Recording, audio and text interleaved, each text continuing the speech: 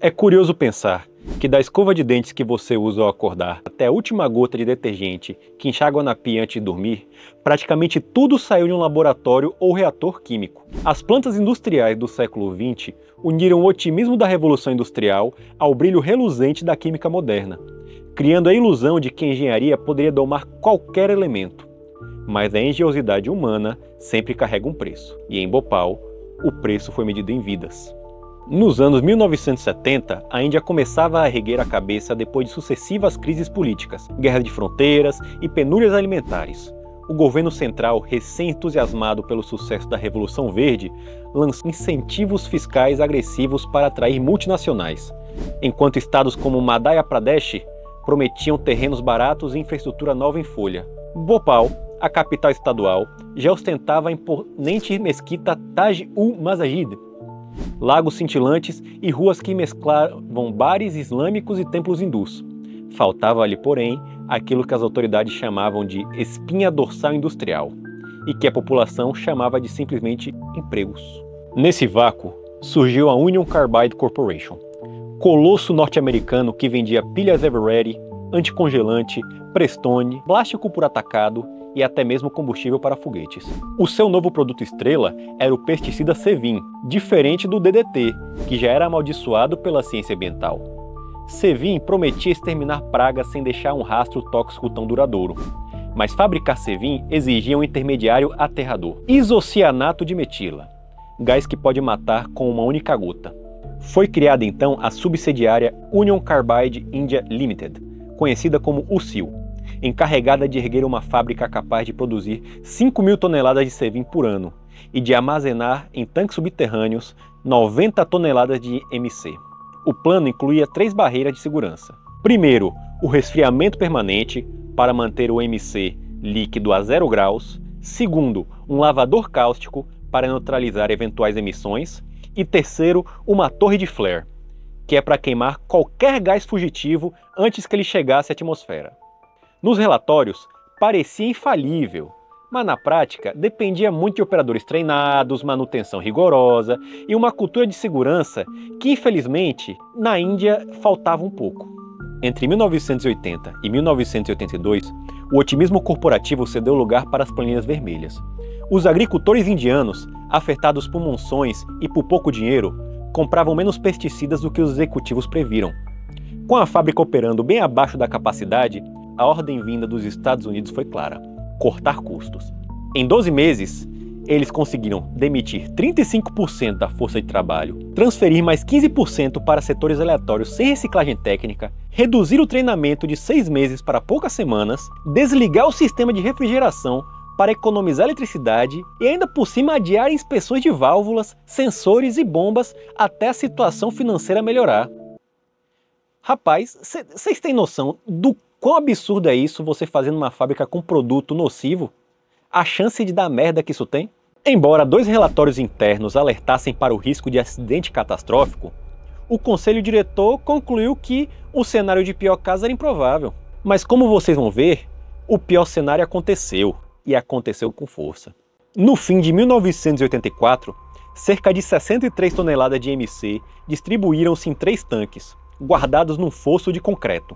Como a legislação indiana impedia a exportação de substâncias perigosas in natura, e ninguém cogitava incinerar um estoque tão caro, o produto continuou ali, dormindo, ou melhor, cochilando com o olho aberto. Para piorar, o engenheiro-chefe americano foi repatriado e substituído por um gestor oriundo da divisão de baterias, onde o risco máximo era um vazamento de ácido sulfúrico, não uma nuvem tóxica letal que poderia matar todo mundo na redondeza. A barreira cultural era real.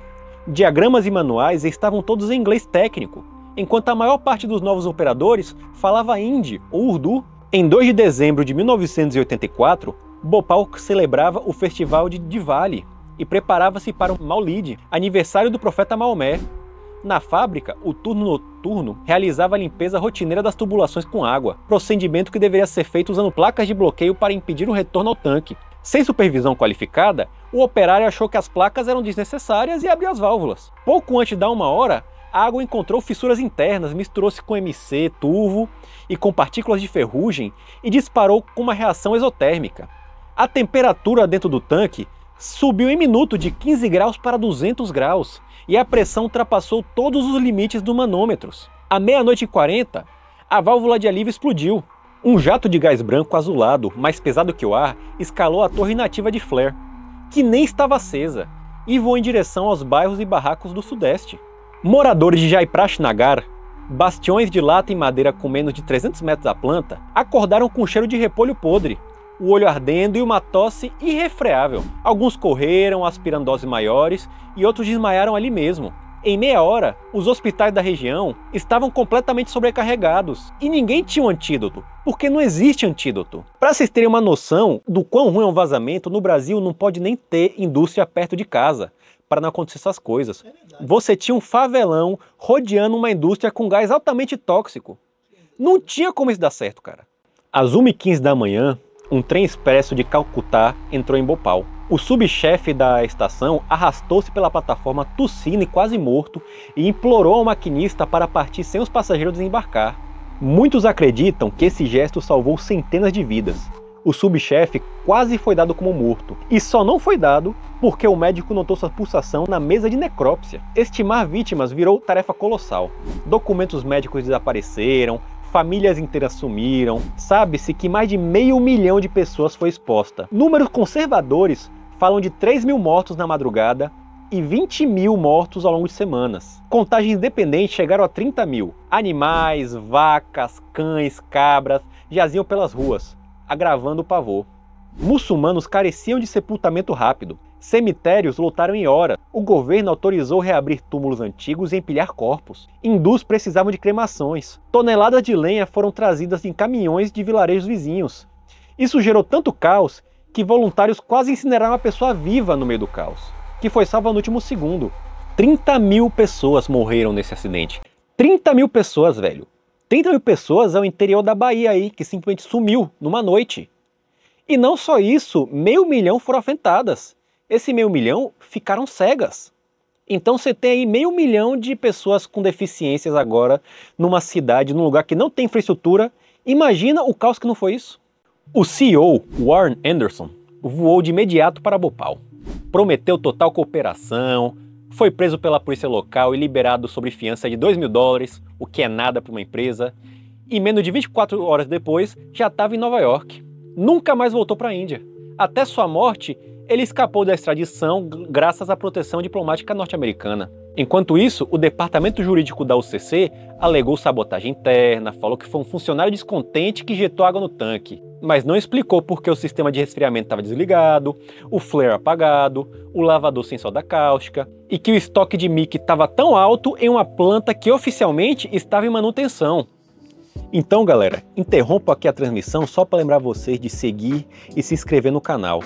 Somos um canal novo, então é difícil começar e qualquer ajuda basta. Se vocês gostam desse conteúdo, por favor se inscrevam, porque não é fácil trazer essa qualidade aqui para vocês.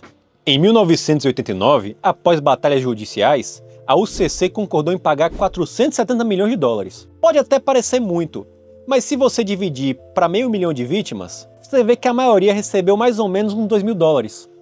Quantia que mal cobriu os funerais e os tratamentos básicos. O governo indiano aceitou o acordo, preocupado em manter a imagem de país aberto para negócios. Na Bolsa de Nova York, o valor da ação despecou 15% em uma semana. A recuperação nunca veio. Em 2001, a Union Carbide foi absorvida pela Dow Chemical, que herdou e nega as pendências. 8 executivos indianos foram condenados em 2010 a 2 anos de prisão por homicídio culposo, que eles recorreram em liberdade. 40 anos depois, Bhopal ainda sente o veneno. Os locais sofrem com catarata precoce, asma crônica, tuberculose, neuropatias, infertilidade, abortos, câncer, transtorno de estresse pós-traumático e muitas outras coisas. A próxima geração nasceu com várias deficiências. Bebês com microcefalia, membros atrofiados, comprometimento cognitivo acima da média nacional. E quanto ao meio ambiente, o solo e os aquíferos ficaram completamente contaminados por mercúrio, cromo, pesticidas degradados e outras coisas. Poços de até 5 km da planta exibem níveis de toxinas muito acima dos limites da OMS. A carcaça de aço do complexo permanece entre mato alto e vigias ocasionais. Nenhuma entidade, seja governamental, estado ou prefeitura, aceita bancar a descontaminação, estimada em mais de 300 milhões de dólares. Assim, tanques corroídos ainda pingam substâncias na terra em Bhopal, prolongando o desastre em câmera lenta.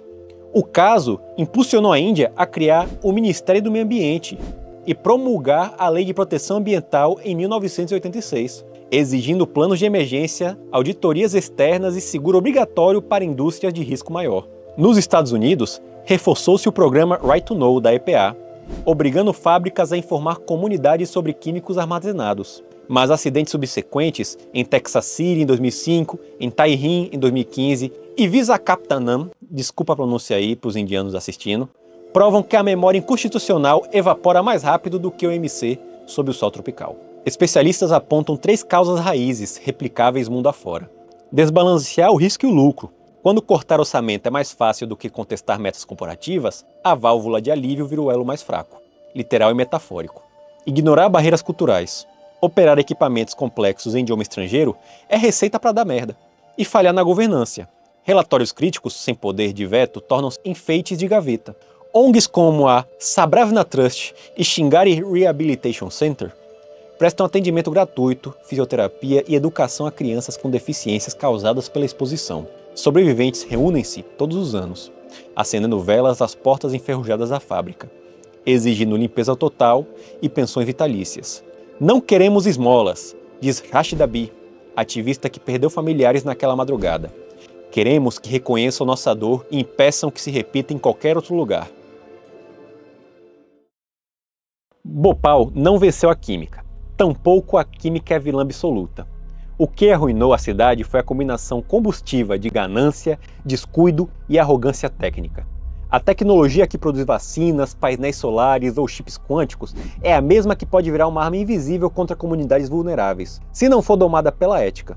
Da próxima vez que você apertar o spray inseticida ou recarregar uma pilha recarregável, lembre-se do que pode acontecer quando manômetros quebrados se tornam rotina e quando reuniões de diretoria interpretam ciência como uma mera linha de custo. Bhopal continua a respirar, às vezes com dificuldade, para que o resto do mundo não se esqueça que, em segurança industrial, confiar não basta. É necessário verificar, auditar e, sobretudo, colocar a vida humana acima da margem de lucro. E caso se pergunte por que revisitamos essa história quase meio século depois, a resposta é simples, porque o gás ainda não se dissipou totalmente. Está ali, mas não mais nas ruas de Bhopal, mas em cada decisão apressada que prefere economizar no curto prazo. Cabe a nós manter a válvula fechada.